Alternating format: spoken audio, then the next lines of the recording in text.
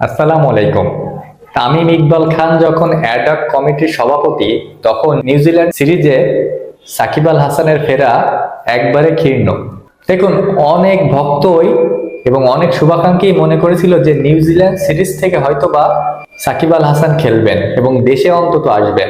আমিনুল ইসলাম বুলবুলের সভাপতি থাকাকালীন তিনি কিন্তু বলেছিলেন যে সাকিব আল হাসানের কে দেশে ফেরানোর জন্য যা যা করা দরকার তাই করা হচ্ছে সরকারের সাথে। এটা নিয়ে অনেক দূর এগিয়েছে সরকার। দেখুন, এই যে অ্যাডহক কমিটি গঠন করার পর একটা অনুষ্ঠানে গিয়ে গ্রাউন্ডস কমিটির যিনি সভাপতি, মানে এই অ্যাডহক কমিটিরই রফিকুল ইসলাম বাবু, যিনি সাবেক বাংলাদেশের বিসিবিতে একটা বড় পদে ছিল, ইভেন আমার জানা মতে তিনি একসময় সভাপতিও ছিল।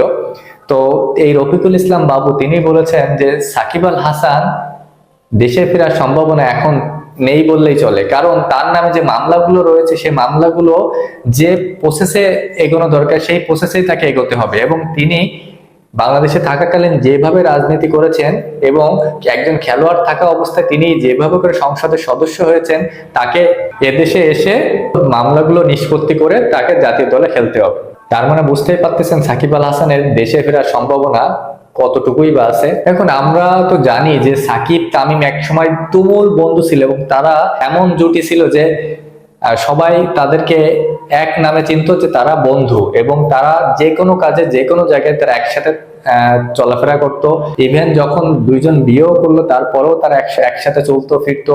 কিন্তু খেলোয়াড় জীবনের বিশেষ করে 2019-এর যে বিশ্বকাপটা, মাশরাফির আন্ডারে 2019-এর বিশ্বকাপটা খেলার পর থেকেই মাশরাফি বিন মুর্তজা যখন অবসর চলে গেল, তখন থেকে কিন্তু এই দুইজনের ভিতরে একটু দোলাচল এবং ক্যাপ্টেন্সি নিয়ে, মূলত তামিম ইকবাল এবং সাকিব আল হাসানের ক্যাপ্টেন্সি নিয়ে যে দ্বন্দ্ব, এবং তার পরবর্তীতে যে বিশ্বকাপে 2023-এর যে বিশ্বকাপ সেখানে যে তামিম ইকবাল খেললো না, লাস্ট ফিনিশিং এ যে তাকে অফ রেখে দল নিয়ে গেল সাকিব আল হাসান, সেখান থেকে কিন্তু তাদের মনোমালিন্য একদম চরম লেভেলে। এবং আগের যে বিসিবি প্রেসিডেন্ট নাজমুল হাসান পাপন, তিনি থাকাকালীন সাকিব তামিমের যে দ্বন্দ্ব, সেই দ্বন্দ্বের বিষয়ে কিন্তু তিনি সরাসরি মিডিয়ার সামনে কথা বলেছিলেন যে সাকিব তামিমের ভিতরে যে দ্বন্দ্ব সেটা কোনোভাবেই তিনি মিটাতে পারছেন না এবং কোনোভাবে ড্রেসিং রুমকে ঠান্ডা করতে পারছেন না, এমন কথাই তিনি মিডিয়ার সামনে উল্লেখ করেছিল।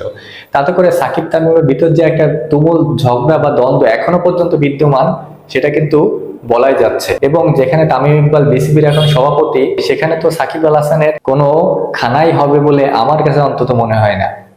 এবং সাকিব আল হাসান তামিম ইকবালকে যেভাবে করে ডমিনেট করেছে এক সময়, তামিমও তো চাইবে যে এখন আমি বিসিবি সভাপতি, এখন আমার কথাই তো সব হবে। তাতে করে সাকিবিয়ান যারা বা সাকিব ভক্ত যারা, তাদের জন্য দুঃসংবাদই বলতে হয়। সবাই চেয়েছিল যে সাকিব আল হাসান দেশের মাটিতে অবসর নেবে বা অন্তত 27 বিশ্বকাপটা খেলবে, তো সেই আশাটাও এখন বলতে গেলে খুবই ক্ষীণ পর্যায়ে চলে এসেছে। এবং তামিম ইকবাল কমিটিতে গঠন করার পর যেখানে যেখানে সংবাদ সম্মেলন হয়েছে এবং সাকিব ইস্যুতে যখনই কথা বলার সাংবাদিকরা প্রশ্ন করেছেন, এই ইস্যুটা কিন্তু আস্তে করে সরিয়ে অন্য ইস্যু নিয়েই কথা এগিয়ে গিয়েছে। তার মানে বোঝা যাচ্ছে যে সাকিব ইস্যুতে এখন কোনোভাবে কথা বলতে চায় না তামিম ইকবাল সহ তার কমিটির কেউই। এবং যারা মুখ খুলতেছেন তারাই বলতেছেন যে এই ইস্যুটা নিয়ে এখন কথা বলার কোনো অপশন নাই, এবং তার যে মামলা রয়েছে সেই মামলা তাকে কাটাতে হবে, তারপরে তাকে খেলতে হবে। তাই আমি বলবো অবশেষে যে সাকিব তামিম দ্বন্দ্ব, সেই দ্বন্দ্ব ক্রিকেট পাড়ায় এখনো বিদ্যমান, এবং তামিম ইকবাল অ্যাডহক কমিটির সভাপতি নির্বাচিত হওয়ার পর সাকিব আল হাসানের খেলা তাই খুবই ক্ষীণ। আপনার কাছে কি মনে হয় অবশ্যই জানাবেন, ভালো লাগলে পাশে থাকবেন।